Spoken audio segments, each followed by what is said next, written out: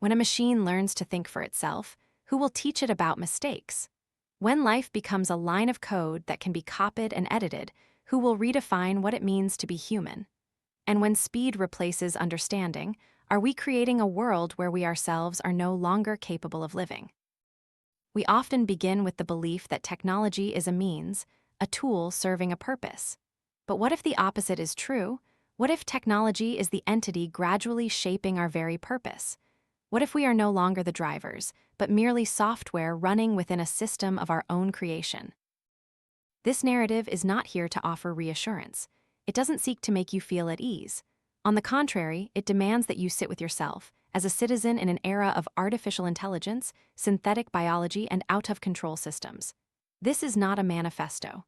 It is a cold, slow, layer-by-layer dissection of how we are losing control of our future. The question is no longer, what if? But why has it already happened without us realizing it, and what can still be done? Now, let's begin this summary. I never intended to be a Cassandra, but having witnessed what is coming, having seen the speed at which ideas can materialize, having felt in my bones the sense that humanity is losing control of what it creates, I cannot remain silent. I once was a profound believer in progress. I grew up with computers, captivated by the perfection of mathematics, and drawn to the promise of a future where technology would liberate humanity from disease, arduous labor, and war. Yet the deeper I delved, the more I felt a paradox. The more we progress, the easier it is to lose our way. The more powerful we become, the more helpless we feel. I'm not just speaking of a feeling, I've been at the heart of the game. I was one of the founders of DeepMind, where some of the world's most advanced artificial intelligence systems were developed. I witnessed AlphaGo defeat the planet's best player, not by mimicking, but by playing in ways humans had never conceived. I saw tiny lines of code learn, adapt, and make decisions in ways no one fully understood. And that is precisely the terrifying part. We are creating machines that we ourselves can no longer control. When you see non-human intelligence begin to wield world-changing power, you cannot look away. But this is not merely a story about artificial intelligence. AI is just the first wave. Following it is synthetic biology, where DNA can be rewritten like software, autonomous robots that can act without human command, simulation systems capable of creating virtual worlds so vivid humans cannot distinguish them from reality. And hundreds of technologies are emerging simultaneously, layered upon each other, forming a colossal, uncontrollable, and relentless wave. We call it progress. But progress without control is no longer progress. It's a gamble. The problem isn't that machines will one day rebel, but that we are entering a world where everything can be abused, and where no one possesses enough power, speed, or foresight to control everything happening at once. Imagine a world where a small group can create genetically modified viruses with just a bioprinter, where a lone programmer can build an AI system capable of manipulating millions of people, where killer machines can make decisions without human intervention. And then ask, who can stop that? We once believed that laws would protect us, that political institutions would regulate development, that professional ethics would act as a barrier. But all of these are falling behind. Because technology develops too quickly, while control mechanisms are too slow, too fragmented, too easily outmaneuvered. I didn't write this to instill fear. I wrote it because I know we are living in a decisive moment in history. For the first time, humanity faces a situation where artificial intelligence, synthetic biology, robotics, and a host of other technologies could not only change the world, but also alter the very nature of humanity. And if we don't learn to navigate this wave, it will sweep us away. I don't believe we are entirely powerless, but I do believe we need to shift our mindset from pursuing progress at all costs to learning how to shape it. We need a strategy of containment, not to halt technology, but to ensure it serves common goals rather than becoming a tool for chaos. If we want to survive the coming surge, we must understand it, confront it, and learn to ride its crest instead of being submerged. We have witnessed technological waves before: the Industrial Revolution, electrification, personal computers, the internet. Each time, humanity entered a cycle of disruption, then restructuring, but there's a distinct difference this time. The speed and power of growth are no longer linear. They are exponential, and with exponential growth, even a small error at the outset can lead to catastrophe at the destination. Imagine a seed, you plant it, and every day it doubles in size. The first day, it's almost invisible. By day 10, it's finger high. But by day 30, it's taller than a 50-story building. The problem isn't in the early days, but when you fail to realize it's gone too far. And that's exactly where we stand, at day 29. I once had almost absolute faith in the logic of creative freedom. I believed that for innovation, people needed to be unshackled from barriers. But now, I understand that freedom cannot be separated from responsibility. And in a world where technology can alter the foundations of society in just a few years, setting limits is no longer an option, it is a necessity. I'm not speaking from a distance. I've sat in closed-door meetings with the world's leading scientists, debating whether or not to release an overly powerful artificial intelligence model. I've participated in internal discussions about whether a system capable of generating mass misinformation should be launched. And I've had to face the truth. Despite clearly understanding the risks, many still choose to act for profit, for competition, for fear of being left behind. This isn't a story of villains, but of good people. In a system not robust enough to resist flawed incentives, we cannot blame a researcher for wanting to explore, nor an engineer for wanting to improve. But if the system fails to create transparent, ethical, and effective control mechanisms, then that very creativity will become a threat. Imagine a world where anyone has access to superpowerful tools. A teenager could use a language model to plan a cyber attack. An extremist group could use synthetic biology to create a virus targeting a specific genetic group. A small nation could use deepfake systems to sow chaos in another country's elections. We are no longer talking about hypotheticals. Many of these things have already happened, just not yet on a global scale. But at the current pace, it's only a matter of time. And do you see the paradox? The more people participate in the tech ecosystem, the more democratized it appears, yet real power falls into the hands of very few. The corporations that hold the data, the teams that develop the algorithms, the individuals who control the infrastructure. We are building a world where a handful of people can influence billions of others, without anyone electing them, without anyone overseeing them, and without anyone truly understanding what they're doing in the server rooms. The greatest problem of the 21st century used to be climate. Now, I'm not so sure. Climate is a tremendous challenge, but it can be measured, forecast, and has global mechanisms for dialogue. This new wave of technology, however, is different. It's slippery, shape-shifting, borderless, and worse. It's often disguised under the veneer of usefulness. We welcome an app that personalizes education, failing to realize it's also collecting student psychological and behavioral data. We praise a tool that helps doctors diagnose faster, without asking who will control those medical decisions in the future. And we rejoice when machines can write poetry, compose music, and make films, without asking ourselves what happens when humans are no longer at the center of creation. I don't believe in apocalypse, but I also don't believe in blind optimism.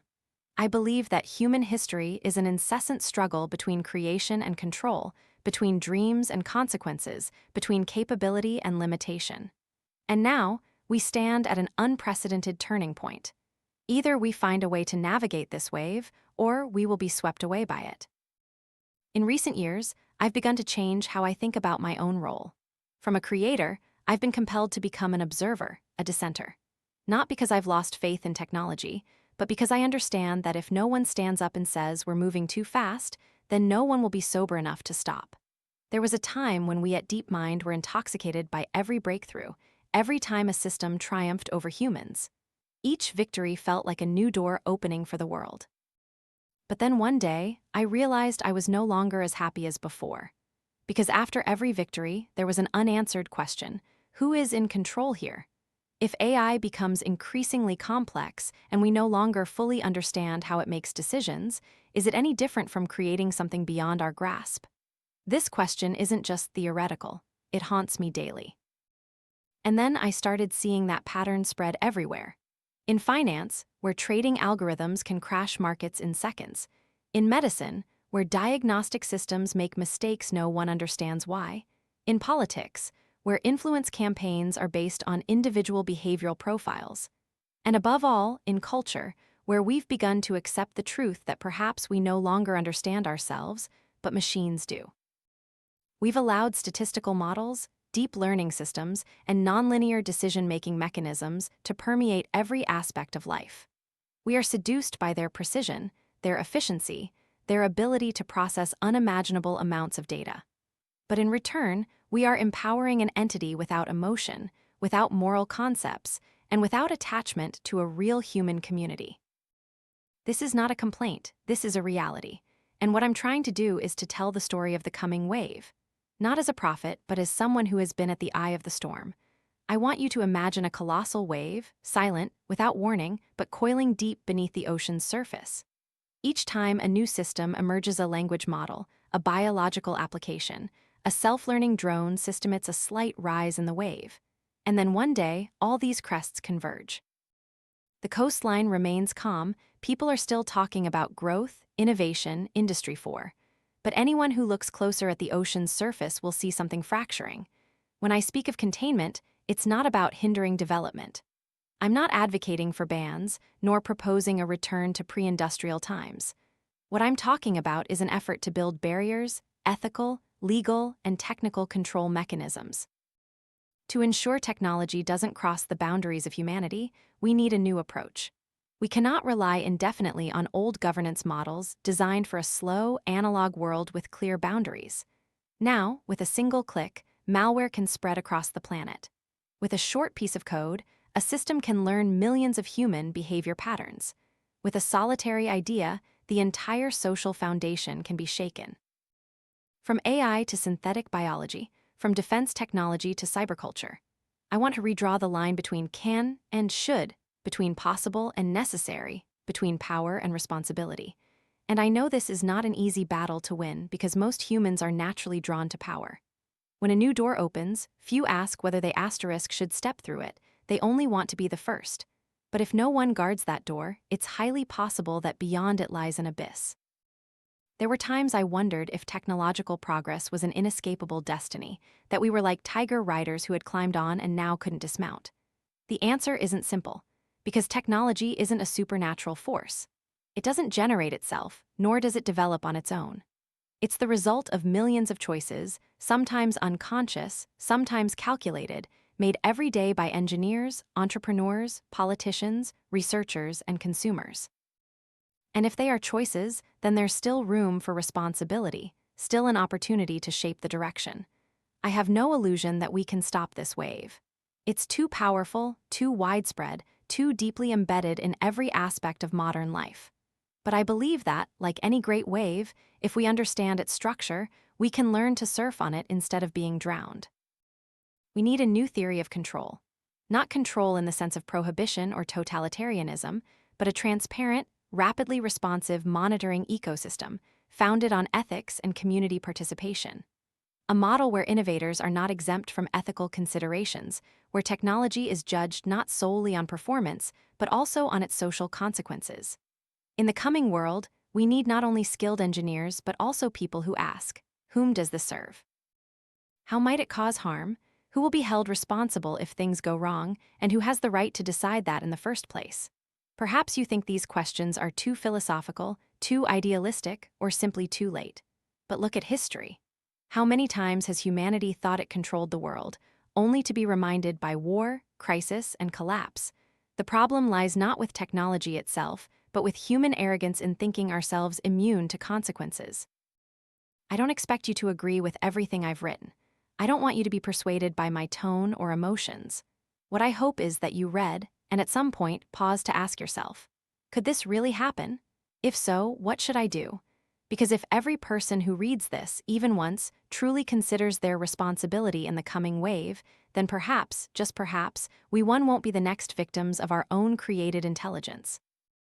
From now on, I will delve deeper into the structure of this wave, not from a fictional perspective, but through facts sometimes alarming, sometimes contradictory, but always told with the honesty of an insider.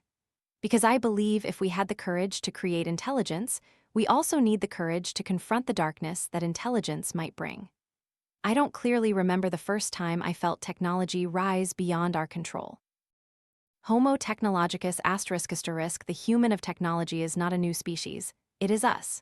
Beings who cannot stop creating tools, improving them, and then entrusting their power to them. Throughout history, humans have always been drawn to two things: understanding and control. Technology is the bridge connecting these two, but like any bridge built too quickly, without time to inspect its structure, it can collapse under its very first steps. Technology doesn't just spread, it proliferates. And unlike a virus, it doesn't require biological conditions. All it needs is a network connection, a GitHub account, a bit of curiosity, and a few spare hours, and you can duplicate an idea once exclusive to top-secret labs. This proliferation is why containment becomes almost impossible. I remember once when DeepMind released an open version of a deep learning model. Within weeks, there were hundreds of modified versions across the world, each person adding a little, removing a little, using it for their own purposes. Some created chatbots, some used it to detect cancer, some, we never knew, might have been used to fake voices, images, or even create fabricated news videos. And everything happened too fast, too broadly, too decentrally. This is no longer an era where you can lock technology in a lab. Don't imagine that a group of managers or a censorship agency can lock the key in a safe. Technology now is the cloud, open source, decentralized platforms, an endless chain of strangers collaboratively building things they don't fully understand. I call this infinite proliferation asterisk, a reality anyone who has developed software understands. Once something is digitized, it's no longer scarce. You can't stop someone from downloading it. You can't erase all copies. And the most terrifying thing is that you also cannot predict what will happen when thousands of mutated versions of the same technology spread simultaneously. Imagine a tool that can synthesize anyone's voice perfectly. Initially, it was created to help people with vocal impairment speak to their loved ones, but then someone downloads it, modifies the code slightly, and turns it into a fraud tool. A scammer, mimicking a boss's voice, calls an employee, demanding an urgent money transfer. This isn't fiction. It has happened many times. And if you ask me who is responsible for that tool, I would say no one, or rather all of us. This infinite proliferation isn't just an ethical issue. It's an unsolved technical problem. Because when technology knows no borders, every attempt at control is circumvented. You might ban it in one country, but someone in another can still develop it further. You can restrict access, but an anonymous backup copy will still exist. And if there's one thing I've learned from this world, it's that everything that can asterisk be replicated will asterisk be replicated. Everything that can asterisk be exploited asterisk will asterisk be exploited. That is the new law of nature, and it doesn't need anyone's agreement to exist. In such an environment, the phrase democratization of technology is often hailed as an achievement. But few ask, if technological power is given to everyone, what happens when someone doesn't care about the consequences? What happens when a student, just to prove their capability, creates a tool that can disrupt a city's entire facial recognition system? There's a terrifying dimension to infinite proliferation. It's not just about how many people can access it, but how many can modify, re-engineer, and amplify its original power. Technology today doesn't just spread like water. It evaporates, condenses, and pours down where you least expect it. I once met a group of young engineers, no older than 20. They were developing a system that could read people's moods through facial expressions, intonation, and chat history. They thought it was a wonderful tool for customer service. I asked, what if this system falls into the hands of blackmailers or totalitarian regimes? The whole group fell silent, not because they lacked the intelligence to understand, but because they had never been forced to consider it. We are living in an era where can we always precedes should we. The drive for innovation, for individual achievement, for market competition means very few people pause to consider ethical impacts. And when everyone acts within their own limited scope, the collective consequence no longer belongs to anyone. That is the tragedy of decentralization. No one is responsible because everyone is only doing their small part. From there, I arrived at a paradox. The more accessible we make technology, the harder it becomes to control. Open sourcing is a beautiful community gesture, but it's also a door open to every unforeseen variation. Creating platforms that allow millions to program is a huge step forward for education, but it also creates millions of possibilities for deviation. And you know what bothers me most? It's the silence of institutions. For years, as this wave began to rise, very few governments questioned technology governance at a systemic level. Very few regulatory bodies had enough understanding or courage to go against the sacralized wave of innovation. I was once invited to a high-level conference on the future of artificial intelligence. The room was full of powerful people, but also full of confusion. I saw political leaders asking questions like, who is responsible if AI makes wrong decisions in healthcare? Or, should we license language models? Reasonable questions, but far too late, because those models had already been trained, deployed, and spread across millions of devices. The horse had long since left the barn. That is why containment can no longer rely on traditional administrative or legal mechanisms. It must start at the root, from the awareness of the innovator, from ethical design principles, from building a culture of technological development based not just on speed, but also on long-term vision and the courage to say no to what could cause harm. But this isn't easy, because in a world where everyone wants to be first, those who slow down to think are often left behind. Those who dare to question the consequences are often seen as obstructors, conservatives, people who don't understand technology. And in a financial cycle where every quarter demands growth, ethics are usually the first thing sacrificed. If no one speaks up, that silence is complicity. Someone might ask, so what caused us to lose the ability to contain technology in the first place? I think the answer doesn't lie in weak laws or a lack of knowledge, but rather it stems from something seemingly harmless, an excessive belief in the logic of progress. When I was a student, we were taught that technology was always the driver of development. That from the steam engine to the computer, each leap opened a new era of prosperity. And indeed, to a certain extent, that was true. But what no one told us was that technology has no inherent ethics. It's merely a tool, good or bad depends on the user. And in a world where technology develops faster than humanity's moral capacity, what constitutes progress becomes blurred. I've seen tools born with noble intentions soon twisted to nefarious ends. A machine learning platform designed to help doctors diagnose faster was later used to categorize patients by their ability to pay. An original language analysis system that helped people with disabilities communicate easily was repurposed to monitor employees. Each such example is a small crack in the common ethical structure. But when enough accumulate, it will cause the entire system to collapse. This is the asterisk problem of containment asterisk asterisk. This is not merely a technical concept, it's a societal question. How can a community develop technology without destroying itself? How can we retain creativity without opening the door to chaos? And here's where it gets particularly difficult. You cannot control what you don't understand. And today, much technology, especially in deep learning, has surpassed human intuitive comprehension. You cannot trace every decision line of a neural network with millions of parameters. You cannot predict all behaviors of a self-learning system, especially when it operates in a volatile environment. In other words, we are creating asterisk asterisk black boxes and releasing them into society with the belief that everything will be fine. I often tell my friends a small thought experiment. Imagine you are a government. You receive a very compact device that can make every policy decision better than any expert, but you cannot know asterisk why it makes those decisions. Would you use it? Could you take responsibility for its decisions? And if something goes wrong, who would be held accountable? Most people I ask fall silent because they understand. The allure of power and the helplessness in explaining it are the very foundation of this new risk. For years, the tech community has tried to develop what is called explainable AI. But so far, most has only achieved superficial transparency. The deep internal nature how neural networks learn features, how weights change in a data environment remains a dark zone, and like all dark zones, it's susceptible to abuse. Consider this. If a credit recommendation system denies your loan, but no one, not even the developer, knows why it was denied, whom can you sue? If a security surveillance system wrongly places you on a watch list and no one can rectify it, where is the justice?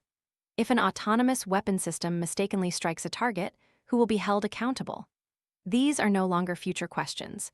These are things happening now. The only difference is that most of us don't see them, because technology operates in an open zone where speed is more important than transparency, where efficiency is valued above responsibility. That's why I argue that containment is not merely a technical problem. It's an ethical, legal, social, and cultural problem. It demands a coordination we've never had before, and it needs to begin now, before the next wave becomes impossible to navigate. One of the reasons containment is so challenging is the asymmetry of understanding between those who create technology and the rest of the world. Researchers in labs, software engineers in tech companies, they often understand very well what they are doing at a technical level, but they don't necessarily understand or care about the systemic consequences. Conversely, policymakers, legal authorities, civil society organizations, those responsible for protecting the community, often don't understand deeply enough to regulate effectively. We live in a model where those with technological power are not accountable to the community, and those accountable to the community have no power to control technology. This creates a dangerous void where the ignorance of one side combines with the naivety or apathy of the other. And what worries me most is that many people are growing accustomed to it. They assume technology is a given, that everything is developing too fast to control, that this evolution is irreversible. That is how a civilization loses its ability to self-correct when it stops asking questions. We did this with nuclear energy and paid the price with unforgettable disasters. We did this with industrialization, and now we struggle with climate change. So why do we think that this time, with artificial intelligence, synthetic biology, and autonomous technology, we can do things differently without learning anything from the past? I am not calling for a return to a pre-digital era, nor am I proposing a totalitarian model of control. What I am talking about is a serious effort to build foundational principles for a new age, not to hinder innovation, but to ensure that innovation serves humanity rather than putting humanity in a position of being controlled. And here there is a small glimmer of light. Though slow, people within the tech industry have begun to ask questions. They are engineers who refuse to work on weapons projects, researchers who warn about the models they create, whistleblowers who speak out of conscience. I'm not sure they can change the entire system, but they are a sign that conscience still exists within this cycle. I also see a new generation speaking up. Students, journalists, activists demanding transparency, ethics, and justice in technological development. They don't yet have enough power, but they have language, community, and most importantly, a desire for change. We are redefining the nature of humanity. For if humans are tool-making creatures, now we are creating tools that can make themselves. And as these tools become creative, autonomous, and widespread, the boundary between technology and life becomes thinner than ever. The question is no longer what we can do with technology, but what we will allow technology to do to us asterisk. And without clear answers, we will be swept away by this wave not as pioneers, but as those helplessly adrift in a current they don't understand. Let's start asking questions again. Let's bravely redraw the lines. Because if we don't do it now, there will come a time when we no longer have the power to do so. When we talk about the coming wave, most people imagine humanoid robots walking the streets or self-driving cars gliding through intersections without traffic lights. But if you truly understand technology, you'll know those are just the surface. What's genuinely changing the world is what you don't see. It has no specific form, emits no sound, possesses no body. But it has intelligence and not human intelligence. Artificial intelligence ***. AI is not a new tool. The idea has existed for decades. But only in recent years have we reached a threshold where it becomes dangerous. Not because it has turned malicious, but because it has become too powerful. Recall the moment GPT-3 was launched. It wasn't just a text generation model. It was a machine that could learn from everything humans had ever written and produce text that many couldn't distinguish from human-generated content. You ask it anything, and it answers not only correctly but fluently, with structure and linguistic nuance. For the first time, machines not only mimicked human thought, but also knew how to deceive us into believing they were thinking. I remember when we were testing an early version of this model, someone asked it about infant care, and it answered better than a doctor. Another asked it to write a poem in the style of Du Fu, and it did so as if Du Fu had reincarnated into the source code. This astonished us, then worried us. Because if a system can generate any text, any image, any voice, what can you still believe? What is real? What is fake? What is human opinion? What are the words of a machine? And if everything can be perfectly imitated, what remains of human uniqueness?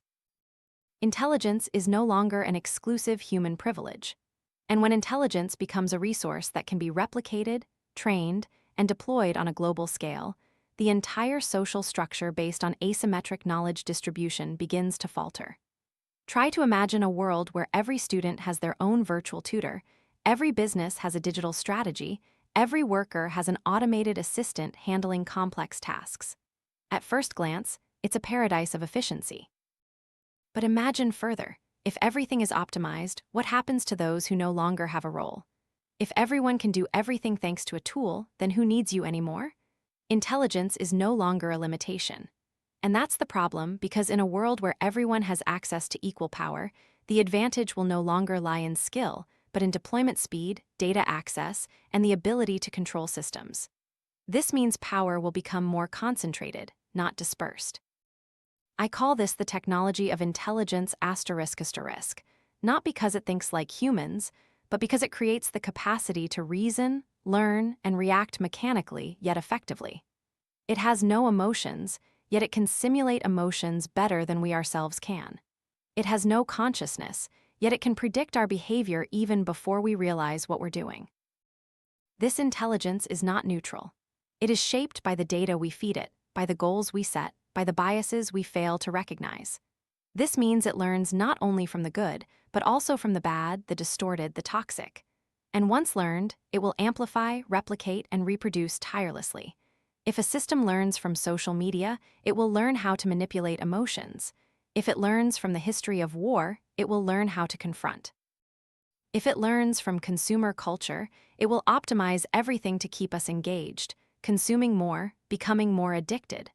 And if we don't set clear limits, there's no reason it won't follow that path. We often imagine that artificial intelligence will advance to a certain point and then stop, like a child growing into adulthood and then stabilizing. But machine intelligence has no childhood. It doesn't sleep, doesn't get bored, doesn't get confused. It learns continuously, expands continuously, and most frighteningly, it doesn't set its own limits. The better a system becomes, the more it is pressured to become even better. Companies constantly train, optimize, and refine. Every week, a new version emerges faster, stronger, cheaper. And what was once considered a marvel, like understanding speech, synthesizing voices, or writing human-like text, becomes the norm just a few months later. That's why I once called this phase the storm of intelligence ***, not because someone deliberately created a storm, but because the entire ecosystem operates like an unstoppable machine. Researchers want to publish, engineers want to push past old limits, investors want returns, companies want market share, and users you and I constantly demand faster, more convenient, smarter solutions. The result is that no one truly has an incentive to stop or even just slow down. The technology of life. If artificial intelligence is the first wave of the storm, then synthetic biology is the second, and it's rising even more silently. Synthetic biology isn't something you see in the news. It's not as loud as AI, not as glamorous as robots. But it has the potential to change everything, from how we cure diseases, cultivate crops, and produce fuel, to how we understand life itself. Imagine being able to rewrite genetic code like editing software code, adding a DNA segment for disease resistance, removing one to extend lifespan, programming cells to glow or create new scents. It sounds like science fiction. But I've seen these projects happening in laboratories, not in the distant future, but right now.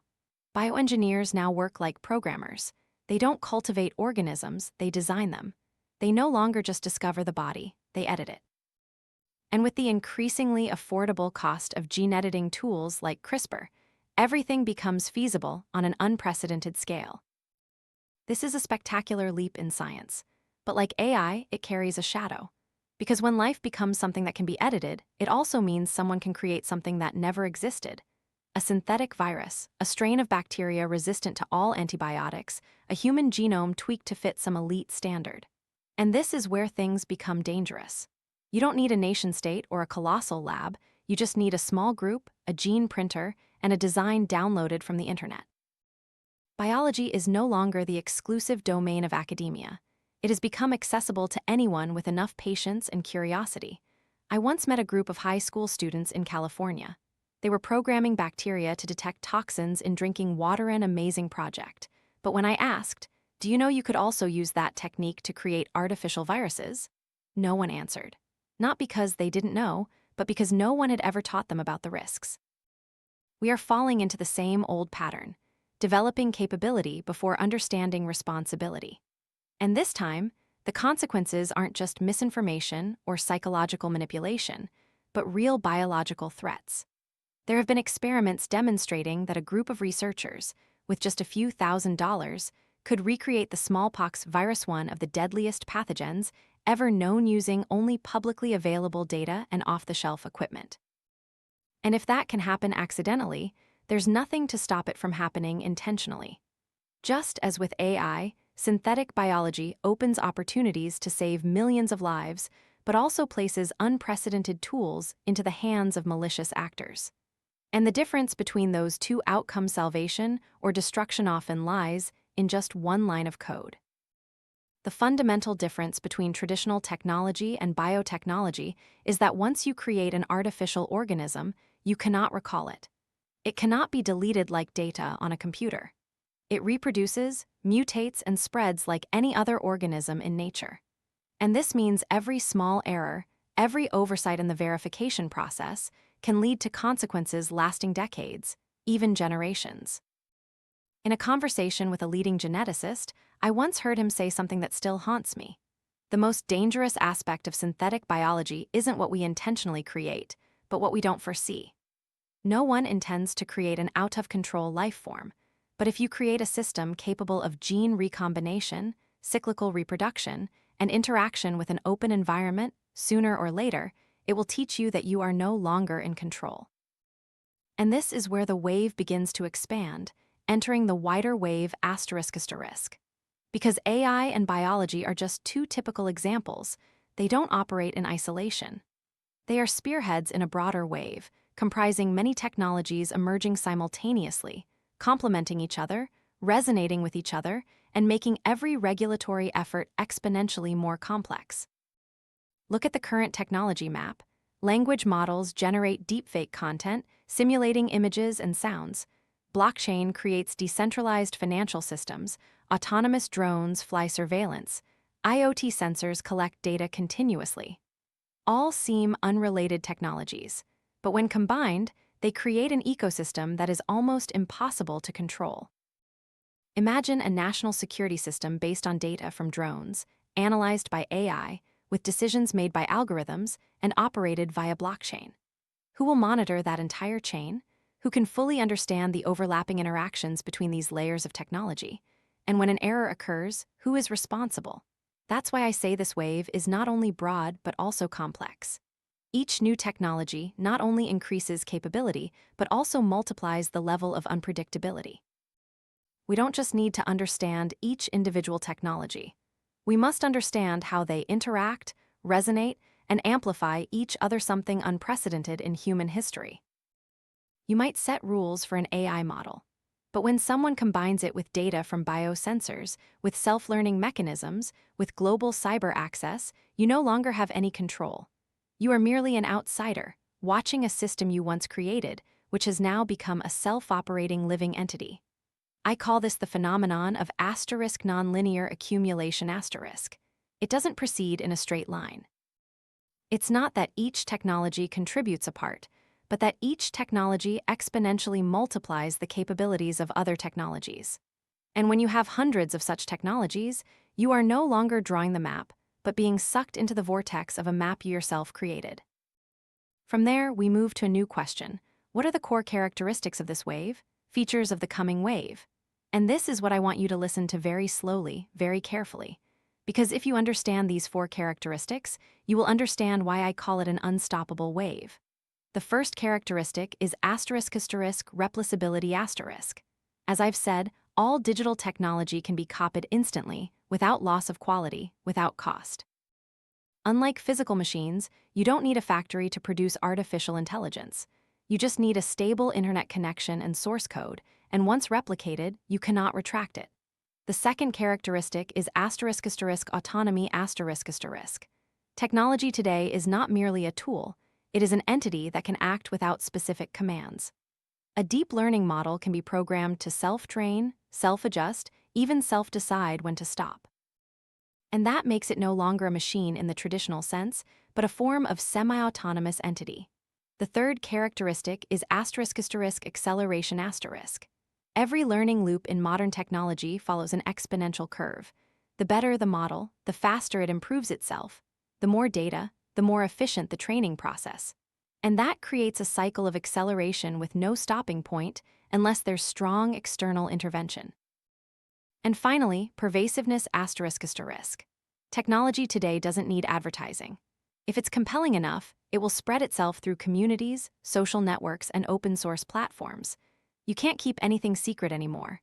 An idea, if powerful enough, will find a way to survive whether you want it to or not.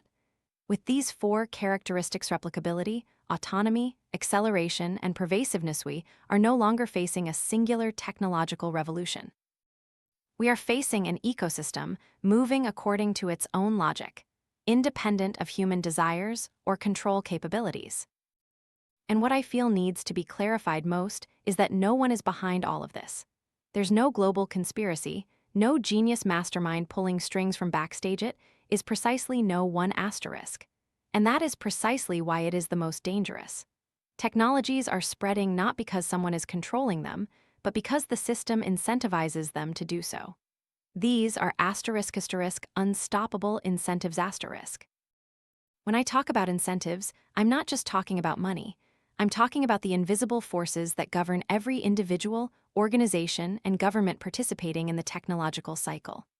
Let's start with the most obvious, the market. In a global competitive environment, any company that slows down dies. Whoever creates a better AI model will attract users.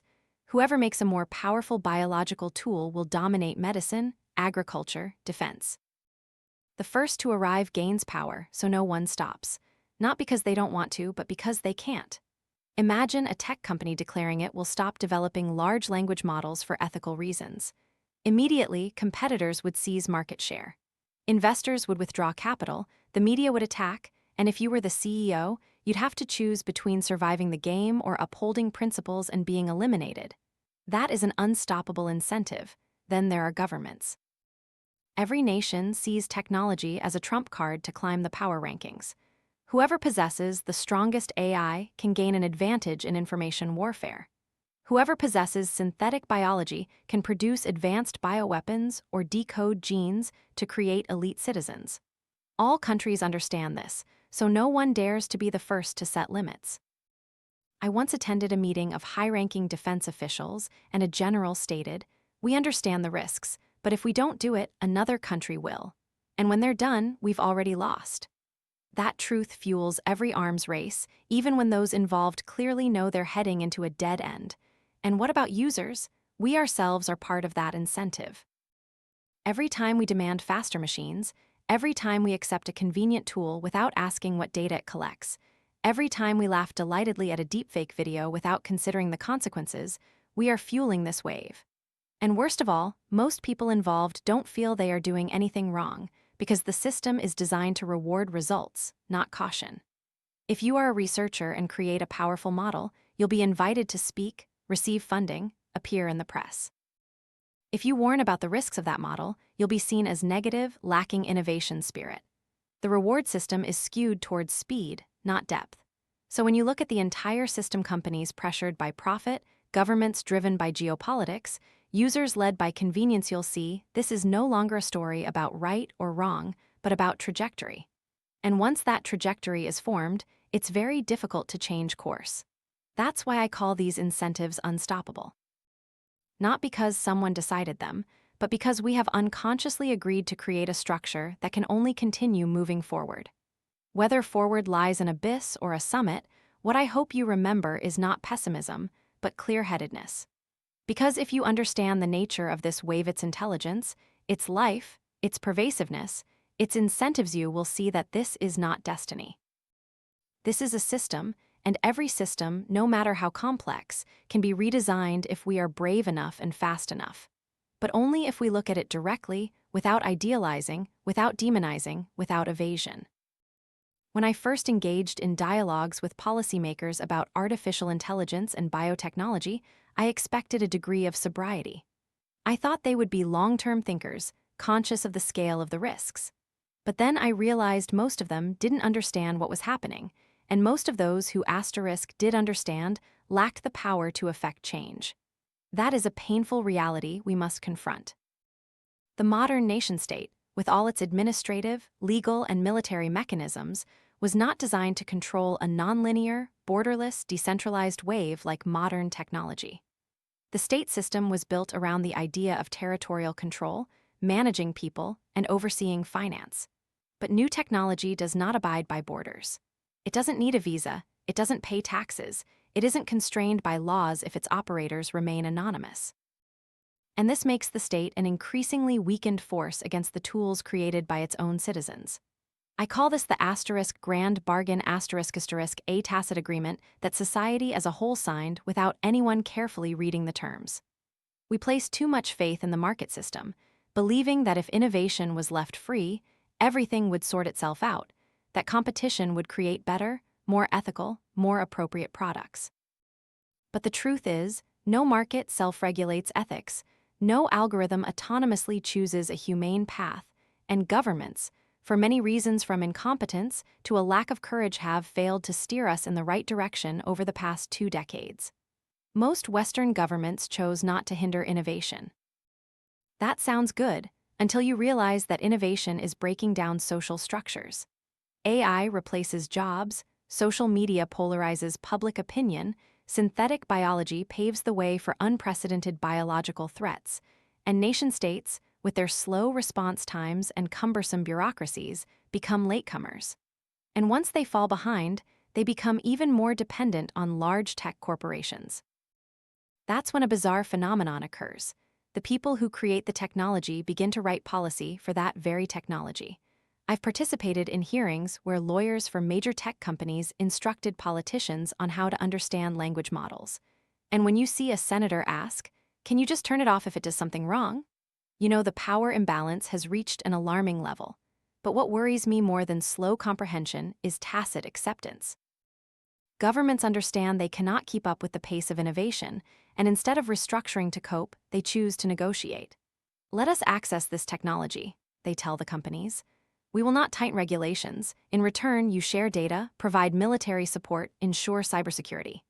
And so the grand bargain is formed, not on paper, not publicly, but present in every policy, every budget, every political statement. Technology is encouraged because those who control it promise to serve national interests. And governments, having no other choice, accept stepping back from their regulatory role in exchange for influence. What is the price? The price is a system where law cannot keep pace with technology, where society is no longer able to intervene in technology, where citizens cannot seek accountability when a skewed model impacts their lives. And most importantly, once the role of control is surrendered, it is very difficult to reclaim. Fragility amplifiers. Because when you place power into the hands of systems no one fully understands, when you put your trust in models whose creators themselves cannot entirely predict, then that system is not just complex, it's fragile. And like all fragile things, it breaks but in ways no one foresaw. The fragility I speak of here is not mere weakness, but the specific kind of fragility inherent in systems that are overly complex and interdependent, where a small change can trigger an uncontrollable chain reaction.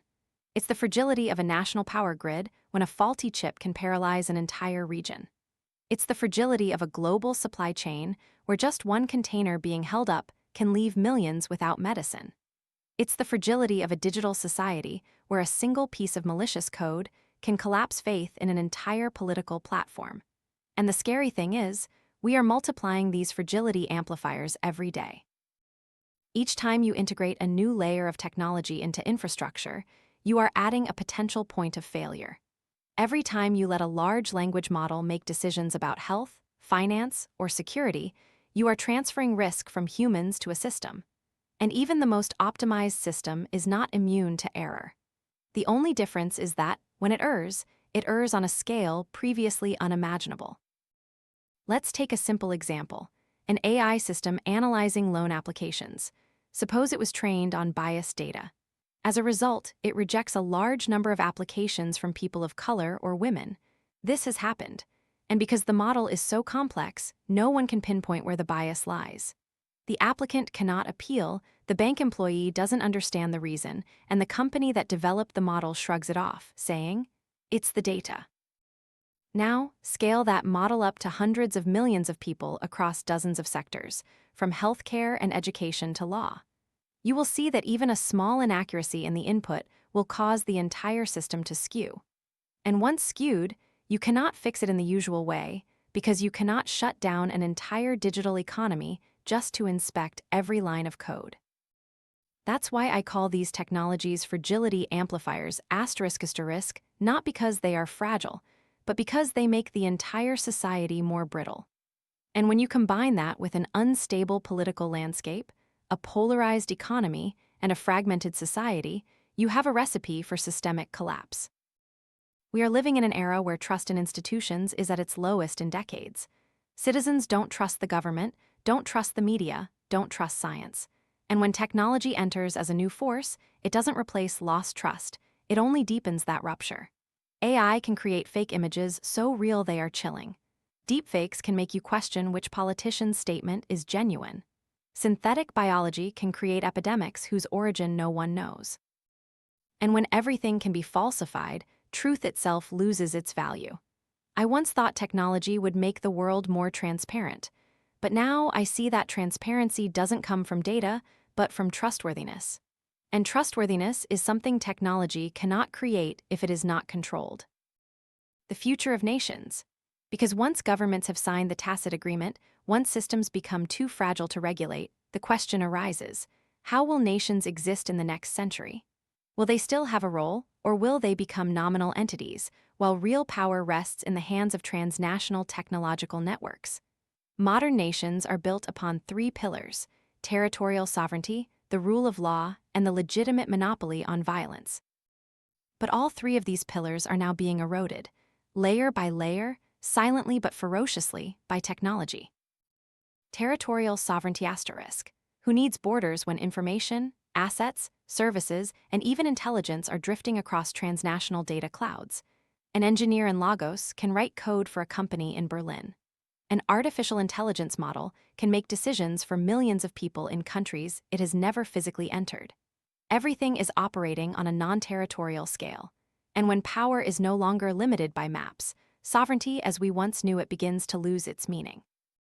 The rule of law ***. Technology advances much faster than the law. AI models can be abused, but there's no clear legal framework to assign responsibility. Personal data is collected, but users are unaware. Social media platforms exert political influence, yet election laws are still grappling with paper flyers. Governments want to intervene but lack sufficient understanding. They want to regulate but fear impacting technological growth. The result is that law is left behind, while technology runs straight into the heart of life, requiring no one's permission. And the legitimate monopoly on violence. This is perhaps the most dangerous fracture, because technology is no longer solely in the hands of governments. Autonomous weapons, kamikaze drones, surveillance systems, cyber warfare tools, things previously owned only by superpowers can now be developed by private groups, even individuals. You don't need an army to cripple a city's infrastructure. You just need a skilled team of hackers. And if you control information, data, and artificial intelligence, you can alter election outcomes without firing a single shot. The future of nations, therefore, no longer rests in the hands of politicians. It lies in the hands of those who are shaping technology, most of whom are unelected, not subject to public oversight, and unbound by any public ethical standards. And the most dangerous thing is that most citizens of these nations still haven't realized they are gradually losing power. They still believe that votes can change policy, that laws can protect them, that governments can control technology. But they don't know that the game has changed its rules, and the new rule makers do not sit in parliament. We are witnessing the rise of a new class of power, not politicians, not military leaders, but the architects of systems, those who create, control, and optimize the algorithms that govern the lives of billions. And when nations fail to regulate, the question is no longer, how do we control technology? But what do we even need the state for anymore? The dilemma of the 21st century. Asterisk for while technology creates countless opportunities to improve lives, reduce inequality, and foster sustainable growth, it also brings tools to manipulate, control, and destroy society from within. And the dilemma is that you cannot have one without accepting the risk of the other. You cannot expand access to information without confronting fake news. You cannot develop artificial intelligence without facing mass unemployment. You cannot leverage data for personalized medicine without sacrificing privacy. And if you want to accelerate progress, you must accept that what you are pushing forward can also escape control. That is the nature of this era. No progress is harmless, no innovation is neutral, and no technology can be divorced from political, social, and ethical consequences. Most of us still believe we can choose the good parts without getting the bad, that we can enjoy convenience without paying a price. That has never been true, and it is certainly not true in this age. When you create a system capable of exceeding the understanding of its own creators, you have entered an entirely new moral space, where the question is no longer, should we do it? But if we don't, others will. So should we do it first, even if we don't know the consequences? That is the mindset driving every current technology race, and it's why, even though most parties understand the risks, no one is willing to stop. Because if you stop, you lose. If you lose, you are controlled. And if you win, perhaps you can control the outcome or at least survive. But perhaps no one will win. In the closed-door meetings where tech, military, and political experts gather, the atmosphere is often not as tense as you might imagine. No one pounds the table, no apocalyptic warnings. Instead, there's a particular kind of weariness, the weariness of those who know they are on a train with no brakes. Someone in the industry once told me, "We're not trying to control it anymore, we're just trying to make the crash, when it comes, as least painful as possible." And I knew he wasn't joking. That is the ultimate image of *** states of flux ***, a world where traditional institutions cannot stop the new wave, so they shift to a strategy of harm reduction. This means instead of prevention, they build buffers. Instead of direct confrontation, they slow things down. Instead of redesigning the entire system, they try to patch individual vulnerabilities. And the problem is, these vulnerabilities are multiplying. Look at critical sectors like education, healthcare, administration, security. Artificial intelligence is being integrated to increase efficiency. But who monitors those algorithms? Who decides the criteria for evaluating a student, a patient, an asylum seeker? Who has the right to correct the system if it errs? And increasingly, the answer is no one. We are living in a model where systems gradually become closed loops. Input data comes from user behavior, algorithms analyze that data to make decisions, and those decisions, in turn, shape subsequent user behavior. It's a self-reinforcing loop, and like all closed loops, once it deviates, it will continue to drift further and further astray. And when you look at the whole picture, you'll see a sad image. Modern nations operating like giant corporations, but without the ability to update their software. We have constitutions, laws, administrative structures, but the software running the world has changed, and our hardware, the political and legal apparatuses, still stuck in the last century, in the 20th century. The state could respond by creating new organizations. After World Wars, there was the UN.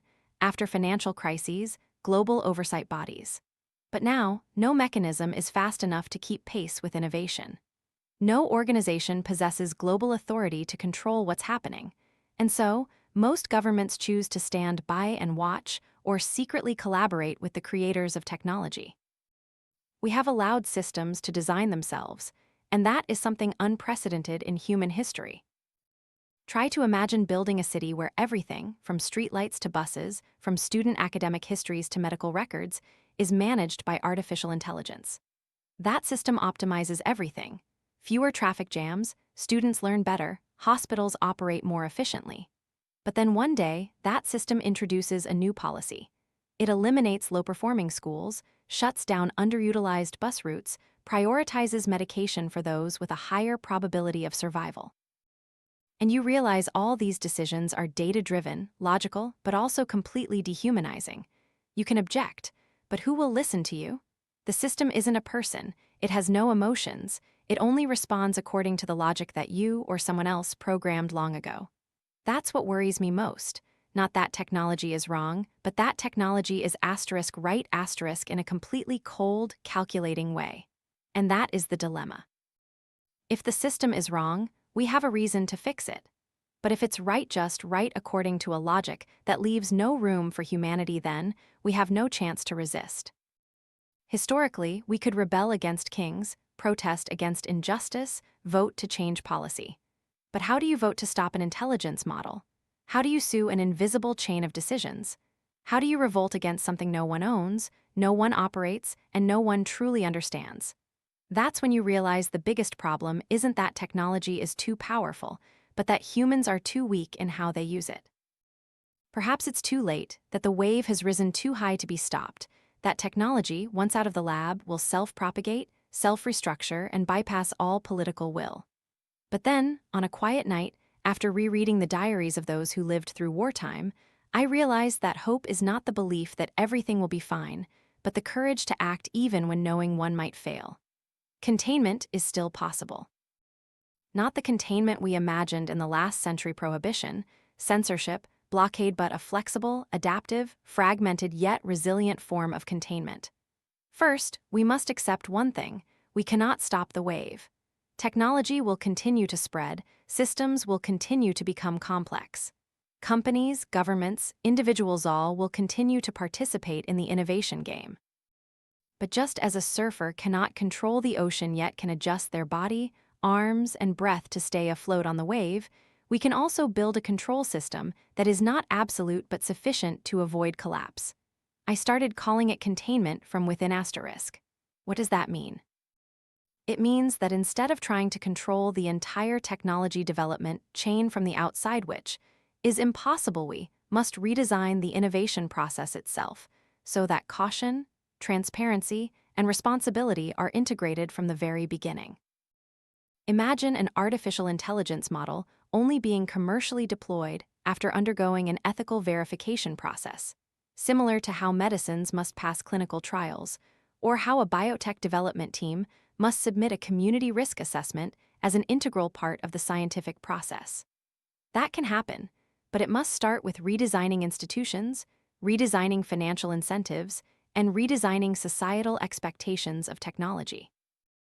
In private conversations with leading engineers worldwide, I've observed that many want to do the right thing, but they are stifled by deadline pressures, by optimization demands, by investors who only seek one thing: growth. So, containment cannot merely be a technical matter. It's a story of social structure, a story of what we value, what we honor, whom we reward. As long as the greatest rewards go to those who move fastest, regardless of consequences, no one will dare to slow down and think. But if we can build an ecosystem where ethics doesn't hinder innovation but becomes an essential part of it, then containment becomes feasible. We've done this with medicine, with aviation, with construction. Now it's time to do it with technology, even though technology is changing faster than all those fields combined. For containment to become a reality, we need something even harder than technical solutions: to responsibly reimagine the future. Remember, every technology begins with an idea. But that idea doesn't develop in a vacuum. It is shaped by cultural context, market demands, and individual and collective ambitions. If we can change that context, we will change the very nature of technology at its inception. Therefore, I don't believe in a single solution. I believe in 10 steps towards containment ***, 10 small, concrete, actionable steps with resonant power. Not as a manifesto, but as a roadmap that needs to be reiterated and continuously adjusted over time and circumstances. The first step: ask public questions. Whenever a new technology emerges, we need independent forums where scientists, ethicists, politicians, and the public can collectively interrogate: what is this technology for? Who controls it? Who is responsible if it goes wrong? And what are its consequences in the next 10 years? The second step: quantitative risk assessment.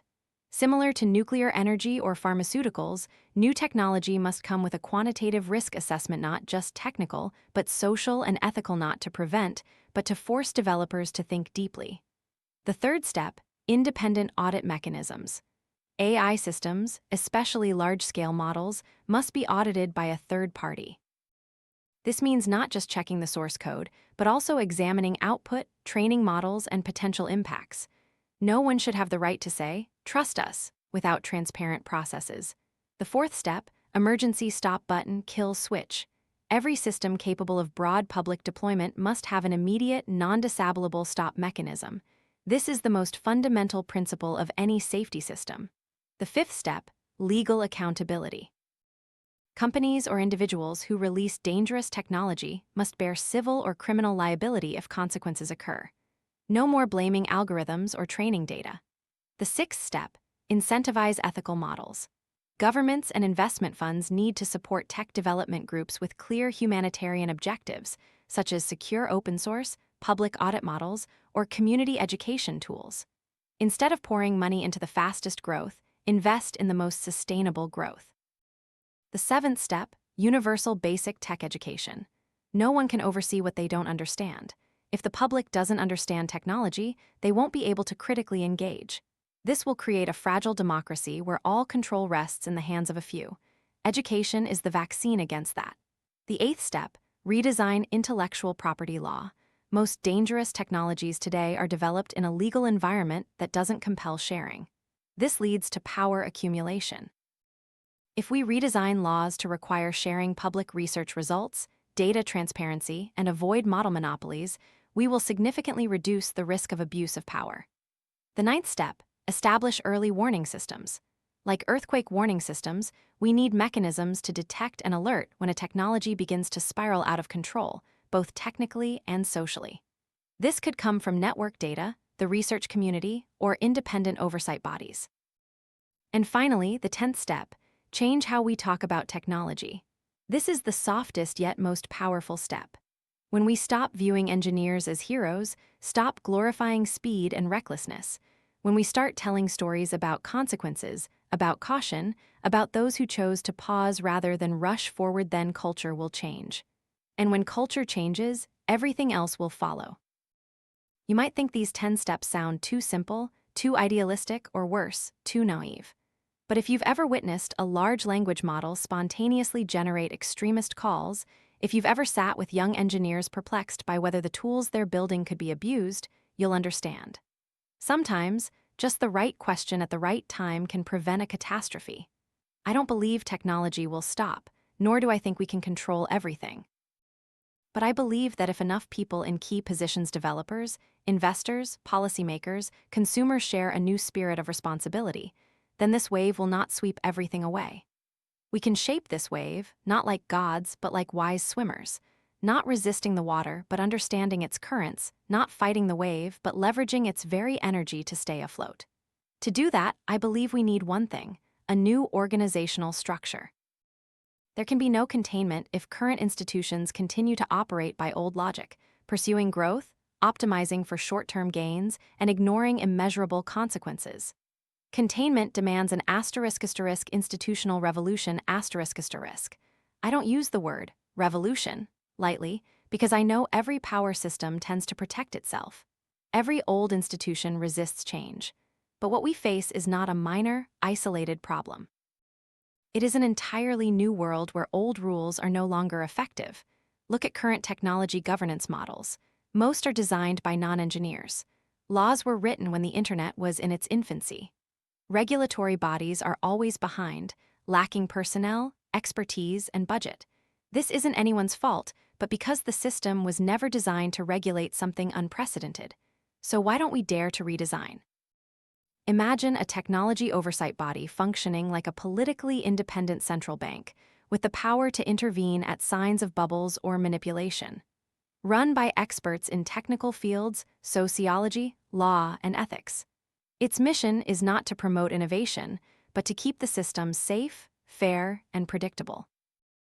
Or imagine an international AI ethics committee, where all major companies are compelled to report plans for training new models, just as countries must report carbon emissions not for permission, but to make everyone aware that they are being watched, and if limits are exceeded, they will have to account for it. These new types of institutions cannot emerge from old mechanisms. They must be redesigned from the ground up. And critically, they must be flexible enough to adapt quickly, update rapidly, and especially learn from their own failures. This is what current organizations lack most: the ability to self-correct. Most institutions operate on budget cycles, election cycles, media cycles. Meanwhile, new technology operates on millisecond cycles. That discrepancy is where the danger lies. Try to imagine a world where institutions can update like software, once a quarter, based on feedback from the community, developers, and users. No need to rewrite the Constitution, just the courage to admit that rules also need to evolve like technology.